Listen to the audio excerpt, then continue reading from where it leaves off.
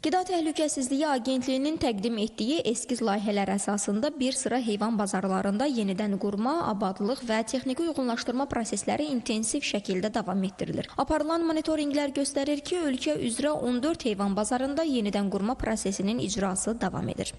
Belə ki, Ağcabədi, Bərdə, Beyləqan, Biləsuvar, Göyçay, Göygöl, İmişli, Salyan və Şamaxı rayonlarında yerləşən heyvan bazarlarında işlər Qida Təhlükəsizliyi Agentliyinin kollegiyasının 50 nömrəli qərarı ilə təsdiq olunmuş heyvan bazarlarına dair baytarlıq, sanitariya norma və qaydalarına uyğun olaraq mərhələli şəkildə irəliləyir. Abşeron, Masallı, Qazax, Xaçmaz, Zaqatala rayonlarında yerləşən heyvan bazarlarında isə rekonstruksiya işlərinə yeni başlanılıb və qısa müddətdə intensiv şəkildə icra olunması nəzərdə tutulur.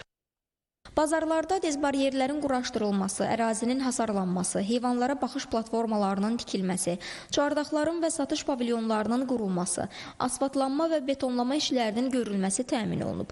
Heyvanların bazarlara rahat və təhlükəsiz şəkildə daxil olmasını təmin edən rampaların quraşdırılması, arakəsmələrin yaradılması və texniki şəraitin standartlara uyğunlaşdırılması istiqamətində də işlər davam edir.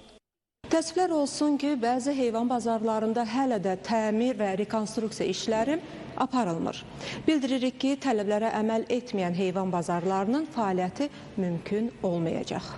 Qeyd edək ki, heyvan bazarlarının fəaliyyəti 25 oktyabr tarixindən etibarən müvəqqəti olaraq məhdudlaşdırılıb.